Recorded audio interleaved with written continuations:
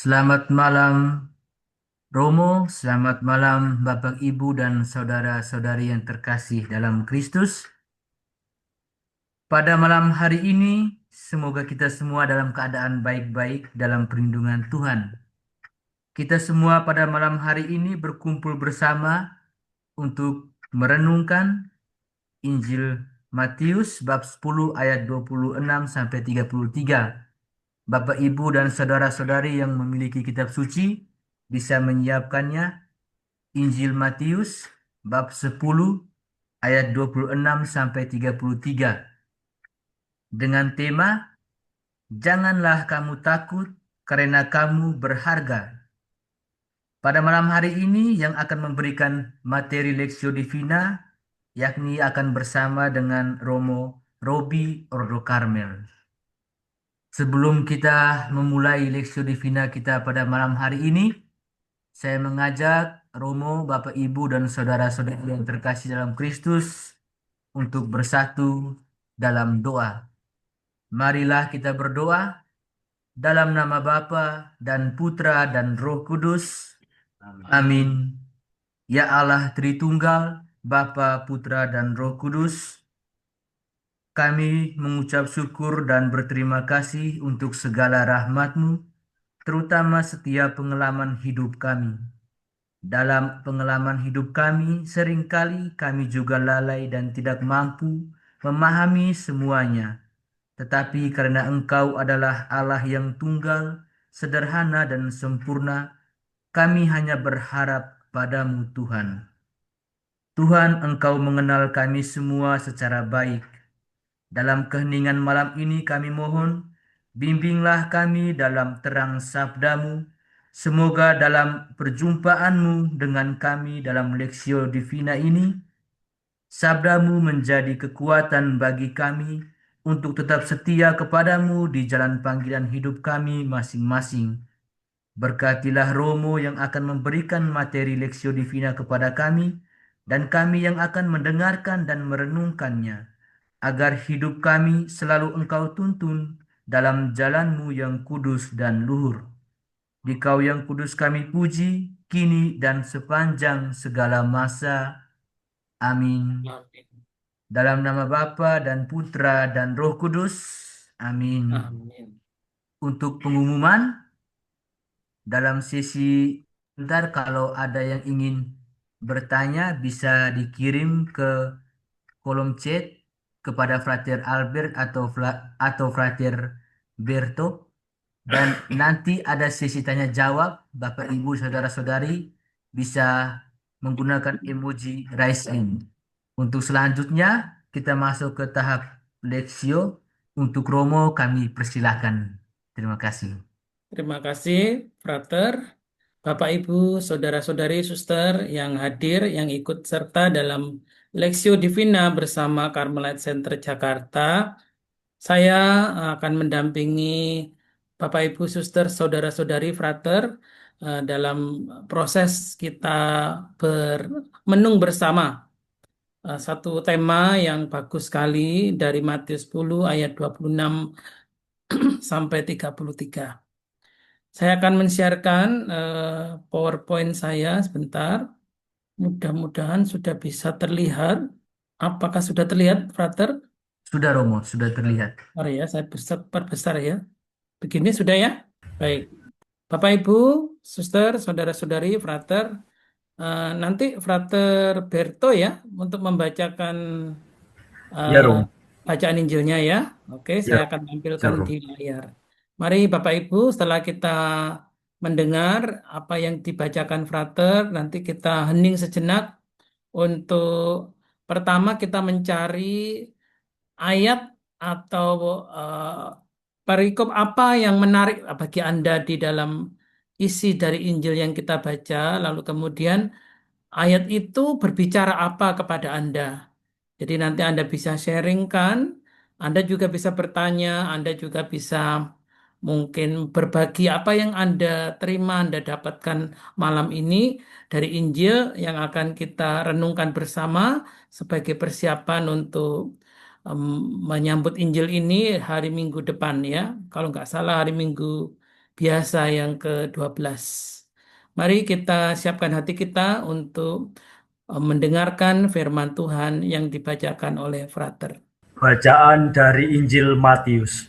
Jadi janganlah kamu takut terhadap mereka, karena tidak ada sesuatu pun yang tertutup yang tidak akan dibuka, dan tidak ada sesuatu pun yang tersembunyi yang tidak akan diketahui.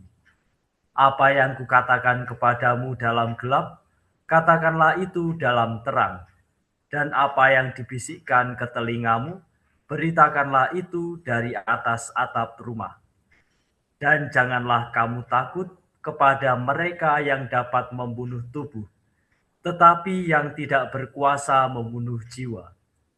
Takutlah terutama kepada Dia yang berkuasa membinasakan baik jiwa maupun tubuh di dalam neraka. Bukankah burung pipit dijual 2 ekor seduit? Namun seekor pun daripadanya tidak akan jatuh ke bumi di luar kehendak Bapamu. Dan kamu, rambut kepalamu pun terhitung semuanya. Sebab itu, janganlah kamu takut, karena kamu lebih berharga daripada banyak burung pipit. Setiap orang yang mengakui aku di depan manusia, aku juga akan mengakuinya di depan Bapa-Ku yang di sorga. Tetapi barang siapa menyangkal aku di depan manusia, aku juga akan menyangkal dia di depan Bapa-Ku yang di sorga. Demikianlah Injil Tuhan. Terpujilah Terpujilah Kristus. Kristus. Baik, Bapak Ibu, Frater, Suster, mari kita hening sejenak. Mari kita mencari dan menemukan bagian yang menarik untuk kita perdalam. Lalu bagian yang menarik itu berbicara apa dalam hidup Anda. Nanti Anda bisa bersharing, Anda juga bisa bertanya, kita perdalam bersama-sama.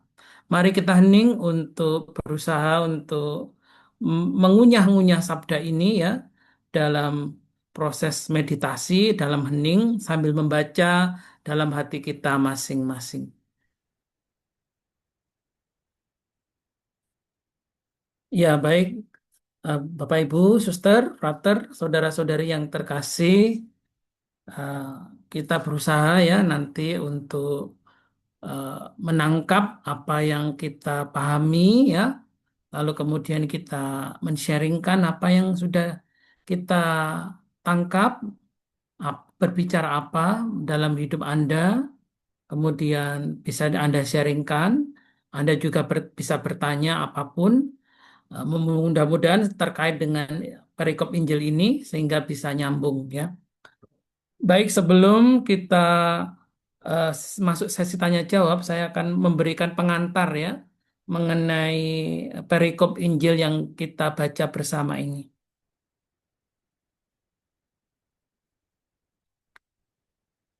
Jadi dari ayat 26 ya, di mana Yesus mengatakan janganlah kamu takut. Ini juga mengandung suatu pesan bahwa kita hendaknya percaya pada Tuhan, termasuk mempercayakan masa depan kita, nasib kita. Ya. Orang beriman belajar untuk mempercayakan hidupnya kepada Tuhan, masa depannya, keluarganya, ekonominya, sakit penyakitnya, semua belajar percaya pada Tuhan. Dan kita harus ingat bahwa dalam Injil juga kita harus mempersiapkan diri kita terhadap hari penghakiman ya, hari terakhir itu ya, hari kedatangan Tuhan yang kita nggak pernah tahu kapan. Tapi kita mesti bersiap siaga, berjaga-jagalah dalam doa ya. Karena anak manusia datang seperti pencuri di waktu malam. Orang nggak sadar, orang nggak tahu, tiba-tiba muncul. Nah, ini kita mesti bersiap siaga. Seperti kita mengikuti Ekaristi, kita mengucapkan anamnese, datanglah ya Tuhan umatmu menanti. Misalnya begitu. Itu penantian akan kedatangan Tuhan itu sudah kita serukan dalam Ekaristi ya. Jadi diingatkan bahwa pada hari penghakiman ya, orang benar akan menerima ganjaran. Orang berdosa, orang jahat menerima penghukuman. Ya. Jadi di sini ada jelas ya, siapa yang mengikuti Tuhan, siapa yang berpihak pada Tuhan, siapa yang menjadi musuh Tuhan. Maka ketidakadilan dunia ini akan lenyap ya, karena dalam Tuhan itu hanya ada kebenaran, ada keadilan, ada keindahan, ada kebahagiaan, ada sukacita kekal dan seterusnya. Tidak ada lagi eh, kejahatan, tidak ada lagi kesengsaraan ya. Semuanya hidup dalam keagungan Tuhan, dalam kemuliaan Tuhan. Itu dalam surat Roma bab 8 ayat 18. Jadi kenapa Yesus mendorong para muridnya supaya jangan takut. Kalau kamu nanti menghadapi kematian, menghadapi siksaan, jangan takut. Kamu percaya bahwa ada ganjaran kekal yang menunggumu.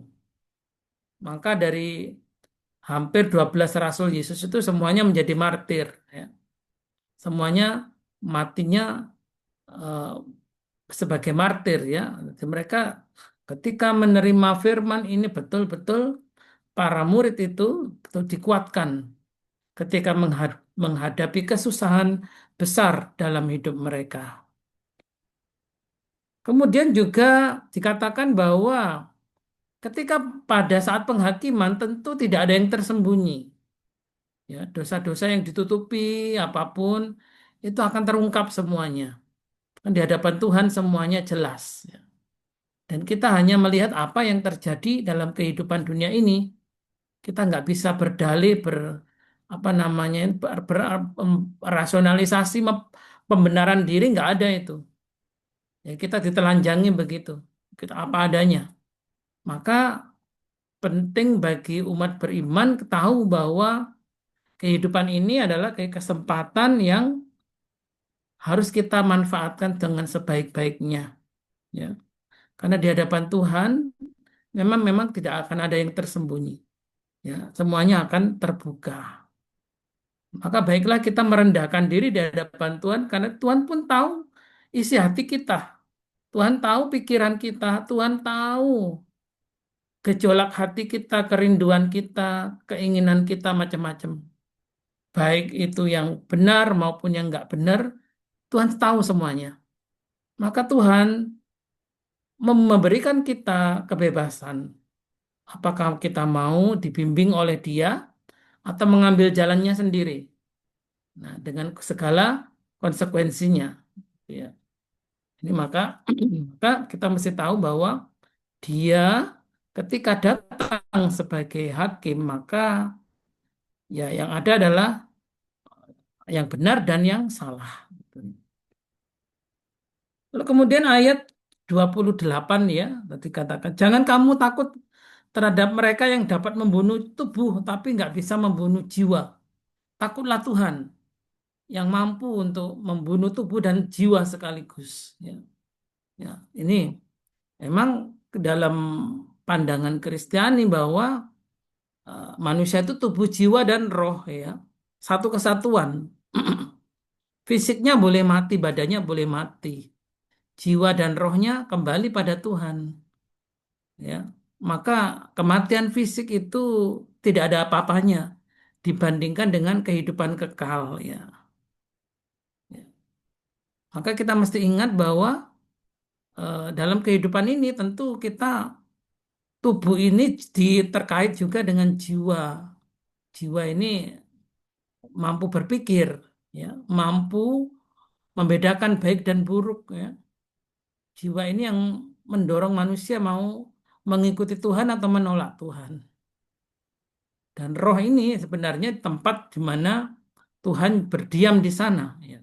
Karena memang ketika manusia terbentuk dari debu tanah ditiupkan roh.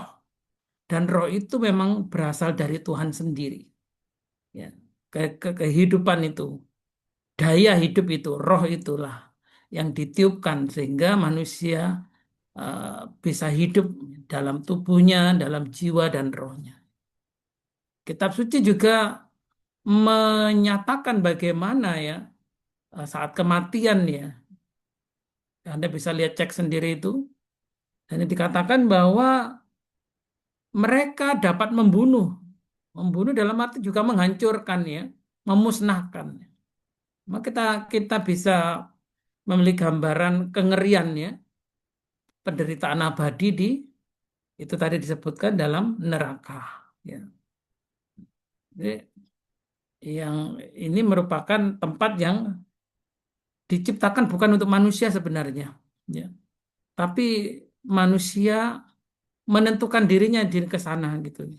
Karena tidak mau mendengarkan pesan pertobatan atau pesan cinta kasih, pesan pengampunan dari Tuhan, itu semua tidak dikerjakan. Jadi makanya ya menghadapi hukuman gitu. Dalam ayat 32 ya, nah, kita tadi ada ayat-ayat yang menarik sebenarnya, apa kamu lebih berharga daripada burung pipit ya. Kita tahu bahwa manusia memang tercipta sebagai eh, gambar Allah ya.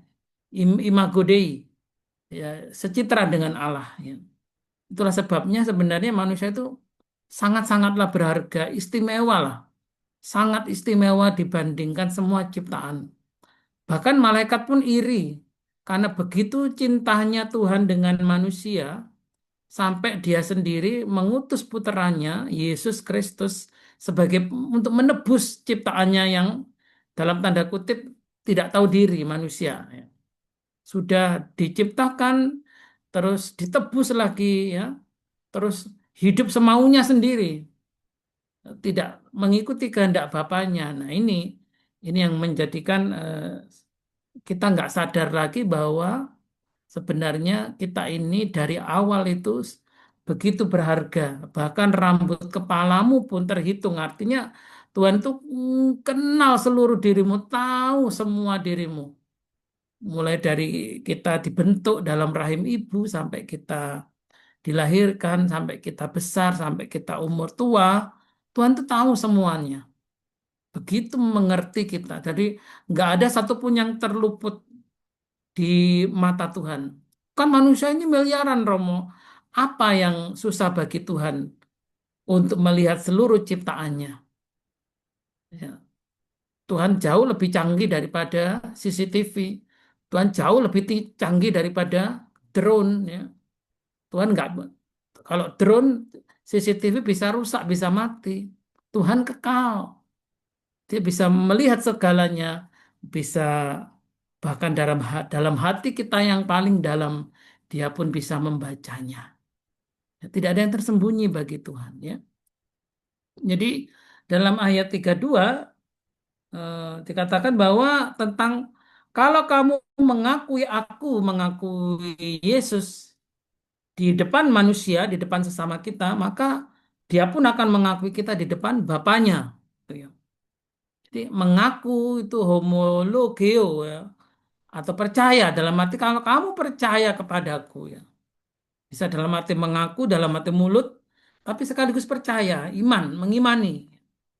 Jadi mengatakan misalkan aku percaya padamu, berarti aku juga setia padamu. Mau apapun yang terjadi dalam situasi apapun, aku tetap setia padamu karena aku percaya. Ini harus dibuktikan memang iman itu dalam perbuatan. Meskipun kadang para murid sendiri ditantang dengan penganiayaan berat, dengan kemartiran, dengan darah. Mereka ditantang untuk itu. Ya. Karena Yesus sendiri menunjukkan bahwa dia pun harus mati demi menjalankan kehendak Bapaknya, menggenapi seluruh firman Tuhan. Supaya misi keselamatan itu dapat dia jalankan dengan sempurna. Karena cintanya Bapa kepada manusia ya, sampai mengorbankan putra tunggalnya. Jadi kita mesti tahu bahwa begitu cintanya Tuhan itu bukan hanya Tuhan mengakui saja, tapi Tuhan juga mengorbankan dirinya untuk kita ya gitu ya. Yang dituntut Tuhan itu pengakuan kesetiaan kepada kita dari kita ya. Mungkin tidak dikatakan bahwa kamu harus mati untuk aku ya. Tidak ada ayat dalam Alkitab bahwa kamu harus mati bunuh diri lah istilahnya untuk Tuhanmu. Nggak ada. Kamu harus kamu harus dipenggal untuk Tuhanmu. Nggak ada. Tapi kemartiran itu adalah ungkapan kesaksian. Saya mengaku, saya percaya pada Kristus, setia pada Kristus, bahkan sampai tetes darah terakhir. Jadi wujud ungkapan kesetiaan itu, kemartiran itu, ungkapan cinta kasih kepada Tuhan. Sampai bahkan darah pun dipersembahkan sebagai martir misalnya. Nah ini ya, jadi Tuhan nggak minta kita jadi korban dia, tidak. Tapi dia sendiri yang mengorbankan dirinya untuk kita. Ngerti ya? Jadi ada jangan disamakan dengan yang lain. Yang lain lu mati supaya untuk yang kamu percayai gitu ya. Enggak. Tuhan enggak meminta kita mati, tetapi Tuhan mau kita setia, percaya kepadanya. Sekalipun di tengah penganiayaan dan kesulitan. Ya. Jadi ayat 32 itu kita belajar untuk menyebut juga Allah itu Bapa kita, Bapakku dan Bapamu. Ini mau karena kita tadi mau percaya kepada Tuhan, mengaku, berarti percaya. Berarti percayanya seperti apa? Oh, seperti anak dengan bapaknya, gitu kan.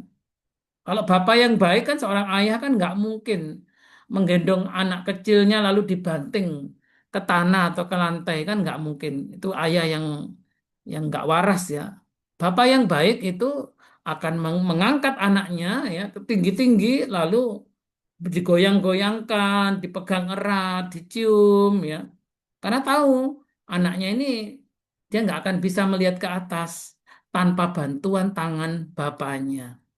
Demikian juga kita nggak akan bisa ke surga kalau tanpa bantuan rahmat dari Bapa di surga sendiri melalui putranya Tuhan Yesus Kristus. Gitu. Ya. Maka kita belajar untuk mengungkapkan, memandang Allah Bapa, Allah Tuhan kita itu adalah Bapa. Maka ada doa Bapa kami yang ada di surga, dimuliakanlah namamu, datanglah kerajaan. Ini mau kita diajak untuk membangun relasi ya dengan Allah itu sebagai Bapa yang mengasihi kita ya. Di dunia ini ya. Kalau kita semakin banyak merasa dicintai, hidup kita pun juga terasa bahagia gitu. Di surga itu kita nggak usah nunggu surga, tapi di dunia ini kalau kita percaya Bapakku bahwa Allah itu Bapa yang baik, maka hidup kita juga akan mengalami kebaikan-kebaikan. Tapi kalau Allah itu eh, pribadi yang menakuti ya, menakutkan, kejam ya, suka menghukum ya, akhirnya kita di dunia juga nggak akan bisa bahagia, kita akan ketakutan, paranoid dan seterusnya ya. Ya, menjadi hidup kita menjadi orang yang nggak manusiawi. Karena kita kalau ada orang seperti itu menganggap Allah itu kejam, menghukum, ya kita nanti sesama manusia nggak akan hidupnya manusiawi. Kita jadi kejam juga terhadap sesama kita. Tapi kalau kita memandang Allah itu Bapa yang mencintai, maka sebagai anak kita akan berusaha untuk mencintai semua orang. Karena saya dicintai Bapakku, maka aku juga mencintai saudara-saudara. Tapi kalau Allah itu menghukumku, Allah itu mengawasiku, mengancamku dengan hukuman, maka kita pun juga akan menakut-nakuti orang lain. Ya, seperti itulah yang terjadi ya. Maka bersyukurlah karena Yesus kita bisa memanggil Aba, ya Bapa. Ayat terakhir ya, kata menyangkal arneomai, ya, arneomai ini berarti juga menolak ya. Kata menyangkal ini berarti menolak ya. Tidak menerima, tidak mau menerima. Jadi ini berkaitan dengan tadi yang percaya tadi ya.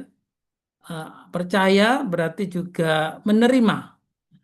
Tapi menyangkal berarti juga menolak. Ya. Sebenarnya kalau didefinisikan ya, neraka itu adalah menolak untuk bersama Tuhan selama-lamanya. Jadi sebuah perpisahan total dari Tuhan, total. Tuhan tidak akan pernah hadir lagi dari hidup manusia dan itu sangat-sangat mengerikan.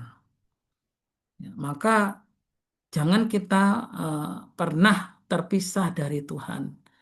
Ya seberat apapun dosa kita, mari kita mohon ampun dan berusaha bangkit lalu mendekat lagi pada Tuhan. Seperti perempuan berdosa yang berani mendekati kaki Yesus, menangis dengan air matanya lalu mengurapi kaki Yesus dengan rambutnya dengan minyak yang rempah-rempah yang wangi. Dari situ Tuhan berbelas kasih. Dosamu yang besar sudah diampuni. Nah, tuh. Jadi ada kesempatan-kesempatan bagi kita untuk meminta ampun pada Tuhan, ya. Artinya tidak menolak kasih Tuhan, ya. Tidak menyangkal Tuhan, ya. Artinya menerima belas kasihannya, memohon belas kasihannya. Sebaliknya bagi orang yang menyangkal atau menolak Tuhan, ya tentu saja mereka tidak bisa ambil bagian dari keselamatan kekal. Ya. Maka penting sekali kita belajar ya untuk percaya tadi ya bahwa Yesus menyatakan dirinya jalan kebenaran dan kehidupan. Tidak seorang pun datang pada Bapa di surga kecuali melalui Yesus Kristus. Maka ini penting sekali nih. Banyak orang yang meninggalkan Yesus hanya gara-gara eh, pasangan, hanya gara-gara jabatan, hanya gara-gara status sosial, popularitas, jadi artis. Kalau murtad nggak ada tawaran main, apa tawaran iklan.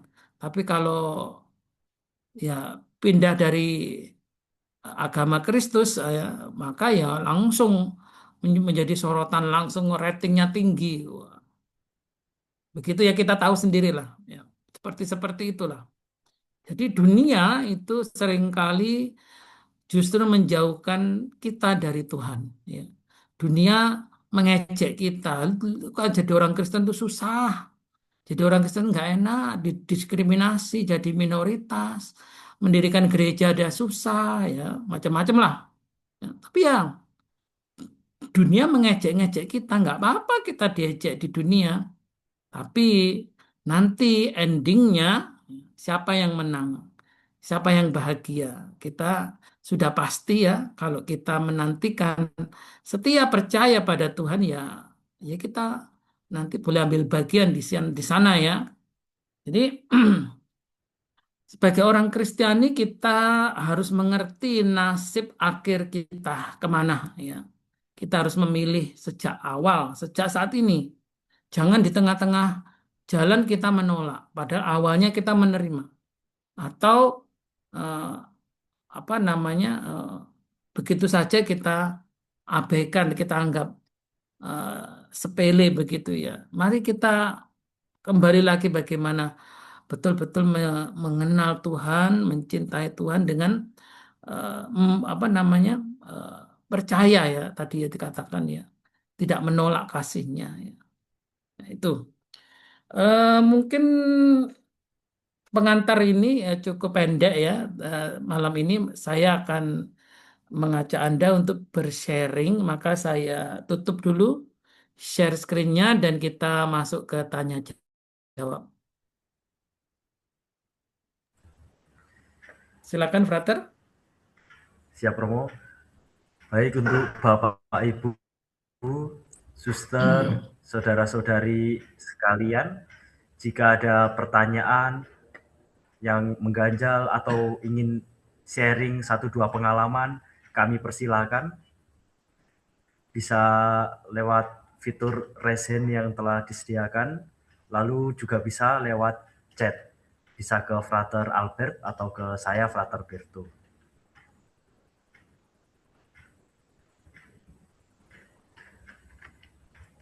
Ya, masih belum ada dari saya Romo, saya mau tanya.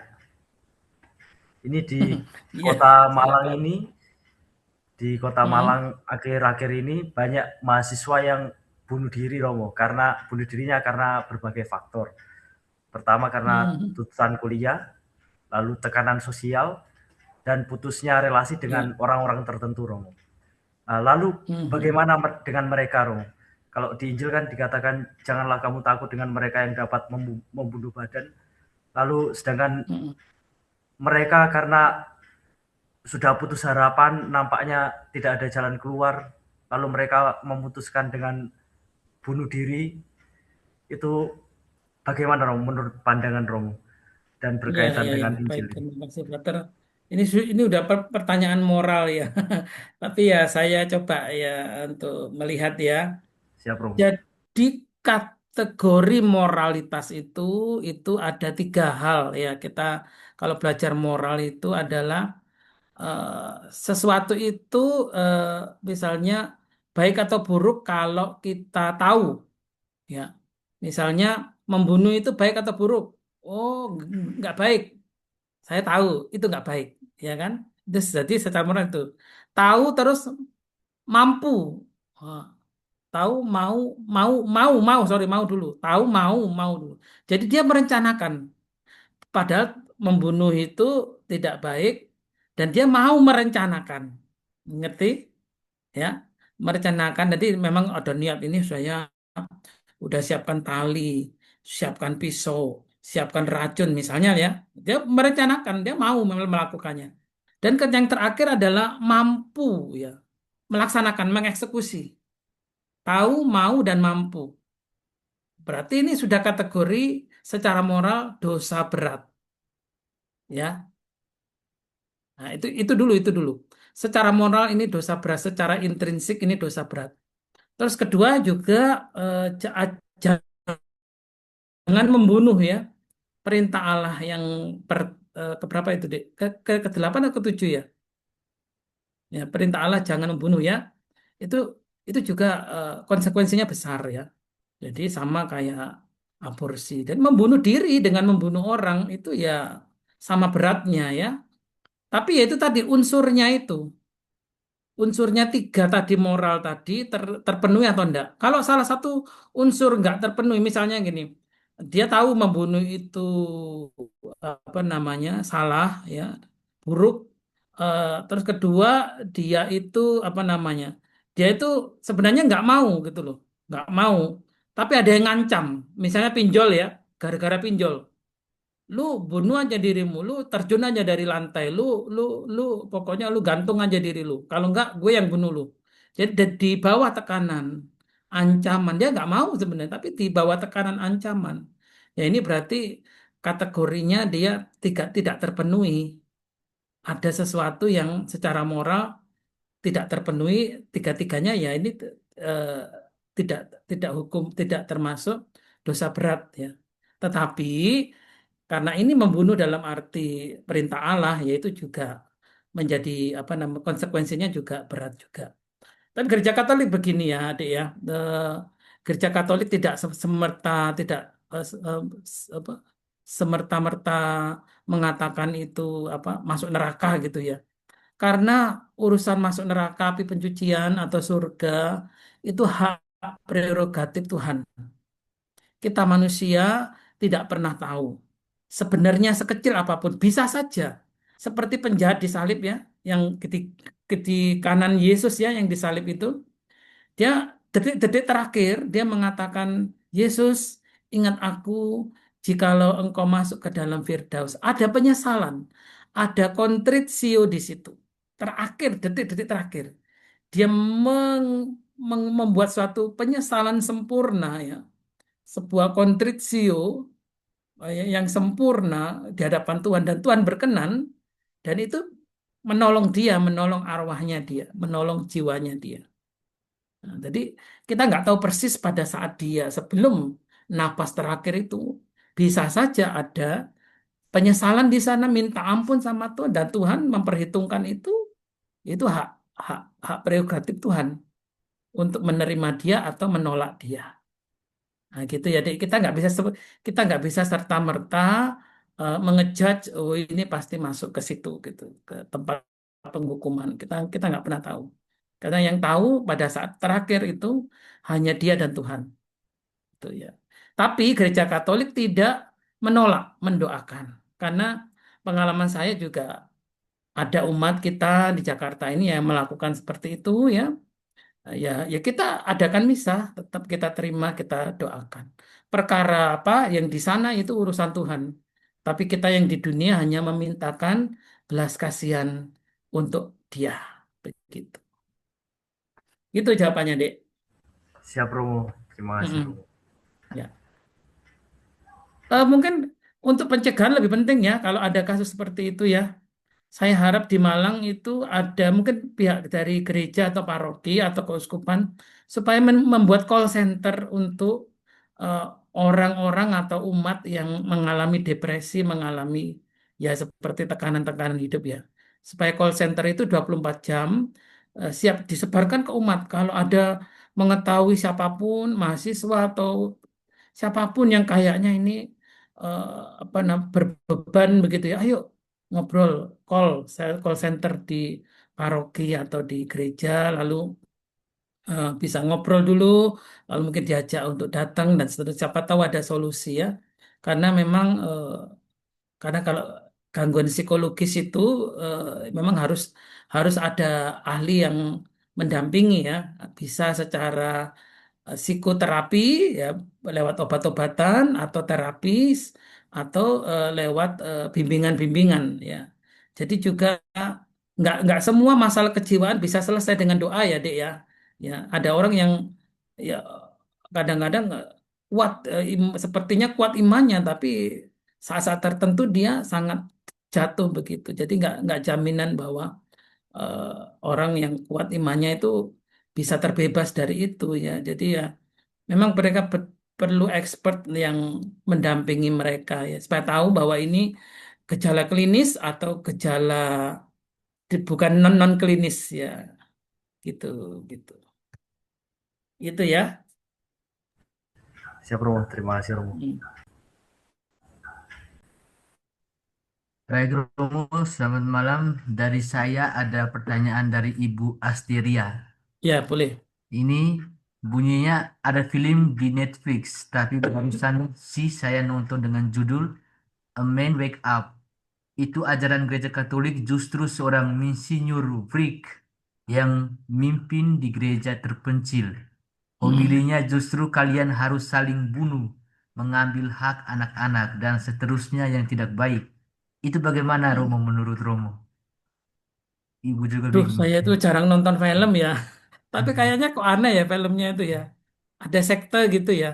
Untuk apa tadi? Membunuh anak-anak. Gimana? Ya Romo, Wah, ini itu saya kok belum pernah dengar ya. Tapi ya, di dalam aduh, ya. homilinya itu justru harus saling membunuh dan mengambil hak anak-anak. Nah, itu Mungkin itu pandangan Romo dari aduh, film ya. Pertama Bapak Ibu ya, jangan jangan dijadikan pedoman. Film itu anggap hiburan ya. Jadi nggak ada nilai moral apapun di sana ya. Itu hanya sekedar hiburan yang tujuannya untuk money, uang. Semakin heboh, semakin kadang-kadang menentang ajaran iman, semakin heboh, semakin kontroversial, semakin duitnya datang. Jadi Bapak Ibu jangan terlalu serius ya dengan film-film. Itu cuman anggap aja hiburan. Apapun itu. Ma- Dulu ada film tentang apa nama Da Vinci Code atau tentang The Nun sama apa itu seolah-olah itu mereka kan pakai backgroundnya kan gereja, backgroundnya biarawati, backgroundnya paus macam-macam. Tapi saya tegaskan lagi itu cuman hiburan ya. Jadi Anda bisa menilai sendiri bebas. Namanya hiburan, oh nggak bagus. Oh iya bagus sih dari sinemato sinemato apa apa itu pokoknya dari Sinematografi Romo. sinematografinya itu bagus misalnya dari perannya bagus oke Anda melihatnya dari sisi itu aja dari sisi apa lightingnya atau apa karakter yang pemainnya bagus oke silakan gitu tapi jangan terlalu masuk lalu dikaitkan dengan ini gimana kok ada ini apa gereja gimana nggak ada sangkut pautnya dengan gereja nggak ada sangkut pautnya dengan iman itu cuman entertainment hiburan jadi jangan jangan disangkut pautkan dengan iman apalagi gereja ya. Itu aja pesan-pesan saya. Hmm. Ayo, jangan bisik-bisik, nggak apa-apa loh. Mumpung, mumpung ada pertanyaan, nggak apa-apa, boleh silakan. Saya coba bantu semampu saya. Apakah Apakah sudah dari cukup Bapak jelas? Ibu apakah ada pertanyaan lagi atau mungkin ada yang sharing dari Ibu Bapak, suster atau saudara-saudari sekalian? Iya, yang Tampaknya jauh-jauh itu. masih belum. Boleh yuk, silakan. Ini ada dari Pontianak. Iya, Romo, selamat malam. Saya dari Pontianak. Cocok sekali. Apa kabar Pontianak? Sekarang jam berapa di sana, Bu, Pontianak? Sama dengan Jakarta, jam Oh, sama ya? Oh, tiga iya, iya, puluh. iya, iya. Iya, Oke, oke, oke, oke. Ya, Ibu, iya. silakan. Pertanyaannya apa? Dari saya tidak ada pertanyaan sih, Romo. Kayaknya Hmm, cukup jelas hmm. dan eh, apa eh, perikop yang berkesan bagi saya itu Hmm, perikop yang pertama yang hmm, eh, ayat 26 ya. hmm. Kemudian dan yang terakhir Ya. itu dua yang sangat berkesan bagi saya Hmm, pada malam ini. Itu aja oke. Romo. Baik, terima Nah, kasih. terima kasih. Baik, mudah firman Tuhan menyentuh kita dengan caranya ya. Saya yakin kalau kita mau buka pikiran hati, pasti nggak ada firman Tuhan itu yang nggak connect ya. Ada itu. Semua, bahkan semua firman yang kita dengar itu terkoneksi dengan kita. Cuman apakah kita mau jujur, mau membuka hati ya, mau menerima tadi dikatakan Tuhan ya, bahwa kamu percaya kepadanya, apa ya kamu tidak menyangkalnya, percaya menerimanya, ya Anda akan terkoneksi di sana. Ya, mudah-mudahan firman itu bisa menerangi Anda, mengingatkan Anda, menguatkan Anda, menjiwai Anda, ya. Yang mungkin Iya ada Romo. rasa takut, ada rasa gelisah, ya, beban. Ayo, kita diingatkan malam ini, janganlah kamu takut. Kamu berharga di mata Tuhan, lebih dari semua ciptaan. Burung pipit aja yang begitu indah itu nggak ada apa-apanya. Rambut kepalamu pun terhitung, berarti luar biasa. Tuhan pun tahu semua yang ada dalam diri kita, ya. Jadi Iya Romo. ya itu saya kira luar biasa firman Tuhan hari ini ya untuk kita semua. Terima Ya, kasih Bu. ya, terima kasih Romo. Ya, salam untuk orang umat Pontianak. Kak, Ya, Kak, kadang-kadang saya bisa ketemu dengan Romo Arsen juga. Oh iya, ya, Ya, dengan Arsan ya, ya, ya, dengan teman ya saya itu. dengan Salam Bu.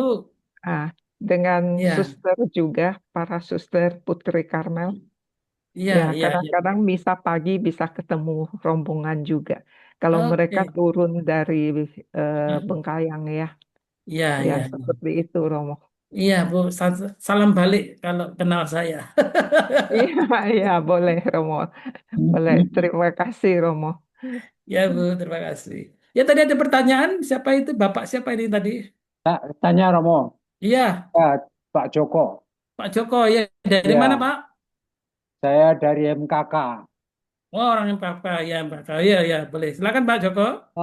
Satu aja, tadi Romo menyebut eh, apa namanya kemartirannya.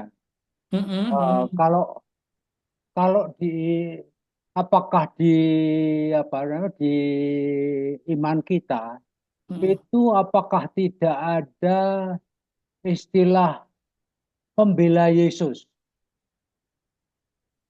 Kayak front Ya, pembela itu ya, ya. ya, maksud saya gitu. Eh, Ya, ini ya, ya. saya hanya mengambil apa namanya Ya, ya, ya. organisasi mereka itu kok, wah, Hmm. saya pembela pembela Tuhan, Agama. pembela Tuhan lah pokoknya. Iya. Itu kalau Oh, di oh. kita apa tidak ada ya? Kita kalau kita menjadi martir itu apa bukan berarti kita membela Kristus atau membela, yang jelas saya berpikir kita membela ajarannya, bukan membela secara apa namanya pribadi atau apa gitu. Mungkin Ya, ya, ya. penjelasan Romo perlu diperlukan ini. Oh Terima iya, kasih. baik. Romo. Ya. Ya, yang maksud Bapak tadi membela dalam arti ajaran itu mungkin soal apologetik ya Pak ya, apologetika. Itu suatu ilmu untuk membela iman kita bila iman kita diserang, mungkin disalahartikan, mungkin dijelek-jelekkan, kita punya hak untuk berapologet ya, untuk membela iman itu biasanya para teolog ya, orang terpelajar, orang yang mengerti firman Tuhan, mengerti teologi, mengerti sejarah dan macam-macam ya. Dan dalam sejarah ya Pak ya, kalau Bapak tahu ada perang salib ya kan, itu terjadi abad 10 sampai abad mungkin abad 14 ya, mungkin 2 abad 200 tahun atau lebih ya. Itu ada tentara salib Pak. Ada namanya crusader ya. Itu orang-orang yang menamakan diri ya pembela, pembela Kristus, pembela salib, pembela agama Katolik waktu itu. Jadi pada zaman abad pertengahan itu karena situasi perang salib karena serangan dari Islam ingin menguasai tanah suci Yerusalem, maka tergeraklah orang-orang Kristiani untuk mempertahankan tanah suci itu dari serangan itu ya, serangan mereka ya. Ya, muncul muncul juga gerakan-gerakan seperti itu, gerakan tentara salib, gerakan ordo-ordo krusid ya, ordo-ordo yang eh, berperang Templar ya, Knight Templar kalau nggak salah, kesatria salib yang maju perang beneran. Mereka mereka orang-orang yang saleh, orang-orang beriman dengan gagah berani mau mati untuk untuk membela tanah suci saat itu ya.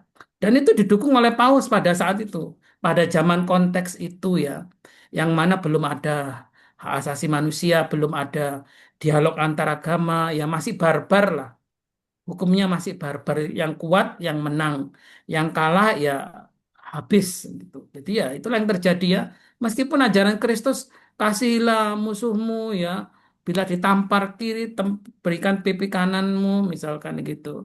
Ya mereka tahu, tapi situasi saat itu menuntut orang-orang harus berperang secara fisik begitu. Nah itu ada loh Pak ya di dalam sejarah Gereja Katolik. Tapi konteksnya sekarang, apakah itu diperlukan? Saya kira nggak perlu lagi lah, Pak. Misalnya pasukan Garda Swiss itu ya, pasukan apa itu, Bapak Suci ya, yang dari Swiss itu kan menjaga kepausan ratusan tahun, 500 tahun lebih itu. Mereka punya kontrak ya antara Swiss Guard ya. Nah, Swiss Guard itu tentara Swiss itu yang menjaga tata suci, Vatikan, Paus, sampai sekarang itu 500 tahun lebih kontraknya itu. Dan dulu mereka benar-benar perang, benar-benar fisik. Nah, mungkin sekarang mereka mungkin nggak hanya fisik, mungkin secara intelijen mereka. Oh, kalau ada bahaya musuh, serangan drone atau serangan tembakan misterius, mungkin mereka diajari ya lebih canggih lagi ya. Tapi dalam arti nggak frontal kayak zaman model perang tradisional begitu ya. Ya, tapi ya apa namanya satu sisi ya tidak perlu sih. Konteks sekarang gereja membela diri dengan senjata kan dikatakan ketika ketika Petrus memotong telinga tentara Romawi yang menangkap Yesus itu kan kalau nggak salah namanya Malkus itu kan Yesus bilang sarungkanlah pedangmu. Siapa yang memakai pedang dia juga akan mati dengan pedang. Siapa yang memakai kekerasan dia akan mati dengan kekerasan. Jadi Paus Leo pun menentang Donald Trump yang agresi eh, bekerja sama dengan Israel, agresi ke Iran, agresi ke Venezuela, ke beberapa negara itu ditentang oleh Paus. Tapi Paus kan nggak menggunakan kekuatan senjata. Paus menganjurkan diplomasi ke pemimpin-pemimpin negara, presiden, raja-raja supaya menyerukan perdamaian itu. Apa namanya supaya juga menerima imigran karena imigran ini korban dari perang mereka orang Afghanistan, orang Iran, orang macam-macam yang kena Korea Utara yang mengalami penganiayaan itu berlindung, dan Paus menganjurkan supaya membuka pintu untuk para pengungsi-pengungsi itu. Ya. Nah, jadi ya agama Kristen, agama Katolik tidak menganjurkan kita untuk membela Tuhan. Tuhan nggak perlu dibela. Tuhan kita dahsyat kuat kok, disalib, diolok-olok, ditampar, dipaku sampai mati, tidak perlu dibela karena dia bangkit mulia dan bertahta di surga. Jadi nggak, sudah kebal, Tuhan kita terlalu kuat untuk di direndahkan, dilecehkan apapun, tidak bisa. Jadi umat Kristen pun juga orang yang harus kuat kalau mengalami berbagai penganiayaan. Ya, karena Tuhan kita juga sudah lebih dulu mengalami kesengsaraan yang dahsyat begitu. Itu Pak. Ya, ya. Oke, Romo, terima kasih Mm-mm. penjelasannya. Atau Bapak minat untuk membentuk tentara salib? Garda ya, Romo. Oh, Bentuk dulu ada garda. Pak. Dulu ada gerakan THS, THM ya Pak ya. Gerakan apa, Tunggal Hati Suci, Tunggal Hati Maria itu melatih beberapa anak-anak muda untuk bela diri karena kalau eh, gereja diserang. Sempat itu dari gerakan seminari itu, Tunggal Hati Seminari, Tunggal Hati Maria kalau nggak salah. Itu pernah terjadi karena situasi reformasi waktu itu kan banyak penyerangan-penyerangan ya Pak ya. Jadi dibentuk itu. Tapi bukan dalam arti membela agama, tapi mempertahankan diri sih sebenarnya. Begitu. Jadi secara kontekstual di dalam Injil tidak dibenarkan ya, Romo. Ya, lihat lihat konteks sosialnya, maka semuanya itu ada konteks sosialnya. Kalau perang salib konteks sosialnya jelas kan, tanah suci di, dihancurkan, direbut, diserang, ya, ya, ya itu kayak gitu. Tapi gereja selalu memilih jalan damai, jalan diplomasi. Paus Oh, Leo juga menekankan kita, eh, pakailah jalan diplomasi, duduklah di meja, berbicaralah, carilah jalan damai, begitu. Bukan. saya, Mm, mohon maaf, saya melihat kok akhir-akhir ini banyak penyerangan di gereja-gereja kita. Itu mm, kalau menurut saya, kalau kita mm, tidak membela ya kita akan digitukan terus. mm. Jadi mestinya, kalau menurut saya ini pikiran saya mungkin mungkin Iya. ini karena saya orang berdosa aja mungkin yang pikiran pikiran apa tidak benar ya. Jadi kalau kita tidak membela, tidak berani membela, itu ya kita akan digitukan terus, Romo. Nah ini yang Iya. saya sebetulnya dari hati saya, hati kecil saya nggak mau digitukan. Kita harus Mm. berani, berani bergerak, berani melawan supaya kita tidak direndahkan dari dalam tanda petik ya Romo ya. Mohon maaf, itu pikiran saya, tapi nggak tahu ini eh, karena mungkin dulu karena saya ikut apa namanya, saya ikut gerakannya Romo, siapa yang Romo Belanda ya, yang udah meninggal itu, saya ikut juga sih untuk membela sebetulnya membela apa kepentingan orang Katolik waktu itu ya. Tapi Mm. sekarang udah lupakan itu. Iya, Karena Pak. di dalam gereja Katolik sendiri juga banyak pertentangan-pertentangannya. Mm. Ya, Iya, saya ingat betul itu, saya ikut itu gimana gerakannya. iya, Jadi iya, itu iya. yang sampai sekarang saya masih terkesan. Jadi Iya, iya. memang memang apa namanya kalau kita nggak berani melawan ya kita akan digitukan terus gitu. Itu pikiran pikiran jelek saya, Rob. Iya, iya. Ya, terima kasih. Jadi, saya kira ada sih beberapa romo-romo yang aktif di medsos ya, yang Pater, Pater Allegro itu mungkin ya, itu juga. Tapi agak keras sih menurut saya, kesan saya, eh, bahasanya ya kayak menyudutkan saudara Protestan gitu ya. Ya memang dia ngomong fakta sih, itu benar ya katakan. Cuman mungkin cara menyampaikannya mungkin agak keras sehingga menimbulkan sakit hati gitu. Jadinya itu kan menambah lagi perpecahan yang tidak perlu sebenarnya, pertentangan yang nggak perlu ya. Jadi kita itu malah ada gerakan ekumene itu supaya kita bisa menjelaskan posisi kita gitu. Kita memiliki pandangan seperti apa. Mari berdialog, mari berbicara supaya nggak ada saling menuduh fitnah-fitnahan. Kalau kita udah ketemu ngobrol bareng, kalau kita ejek-ejekan pun nggak tersinggung karena kita udah kenal gitu loh. Oh kamu kalau apa-apa mintanya ke Maria gitu. Kenapa nggak langsung Yesus? Itu kan kalau kita diajak gitu ya nggak apa-apa diterima saja. Kita nggak perlu tersinggung gitu. Oh kamu nyembah patung ya? Apa benar nyembah patung? Ya kita ngomong yuk kita ngobrol gitu. Jadi kita mesti sering ketemu, sering ada dialog, ada relasi ya supaya tidak tembok-tembok itu tidak makin menebal, tidak makin tinggi. Makanya Paus Fransiskus kan menyuruh kita supaya building a bridge, not building the wall. Bangunlah jembatan, jangan membangun tembok yang memisahkan. Itu. Jadi kalau Bapak terpanggil jadi apologet, silakan boleh aja. Belajar, mungkin Bapak belajar teologi, belajar filsafat, belajar tentang dogma, silakan boleh. Sehingga Anda bisa membuat satu konten atau mungkin ya cara sendiri ya.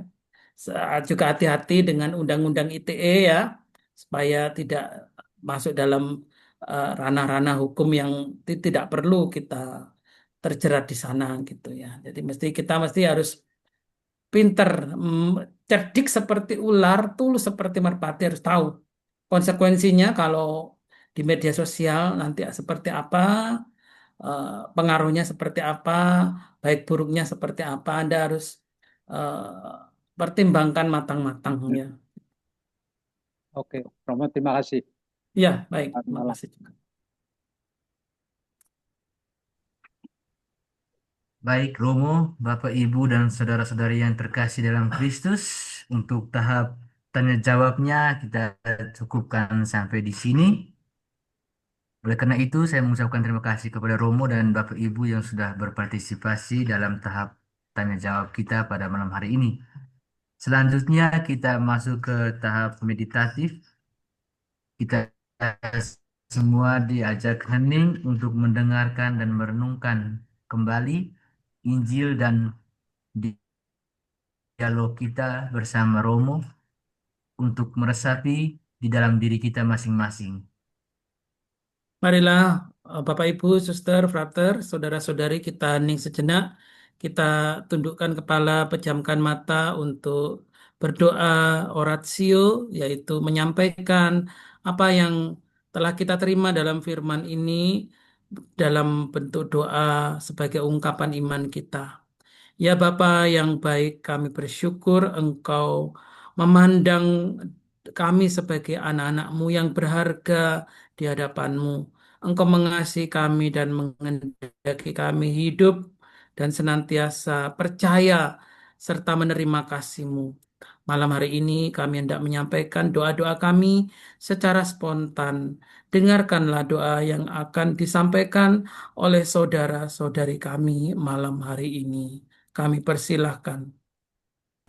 Ya Bapa, ajarilah kami untuk mau menderita seperti Engkau telah menderita, untuk mau dihina seperti Engkau telah dihina.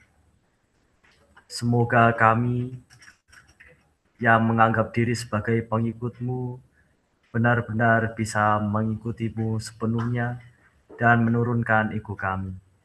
Untuk itu marilah kita mohon. Kabulkanlah doa Kabulkanlah kami ya doa kami. Tuhan. Ya Tuhan, terima kasih atas pertemuan Zoom pada hari ini. Semoga apa yang disampaikan Romo Robertus bisa mengena dalam hati kami, menambah iman kami, serta menjadikan suatu teladan bagi sesama. Kami juga berdoa untuk sharing tadi yang banyak bunuh diri.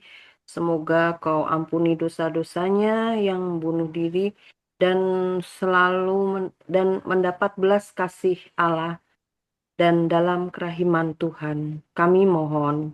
Kabulkanlah doa kami, ya kami ya Tuhan. Doa Tuhan. kami ya Tuhan. Kami Saya berdoa membasuh juga, saya berdoa juga untuk mereka yang mengalami pergumulan hidup, sakit penyakit, tekanan ekonomi, kehilangan pekerjaan, berbagai keputusasaan. Kiranya saat ini Tuhan jangan tinggalkan mereka.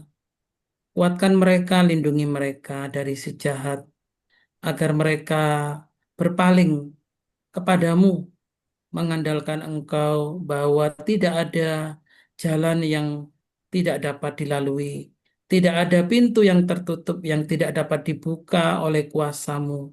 Maka kami serahkan mereka ke dalam tangan kasih-Mu yang penuh berkat dan kelimpahan.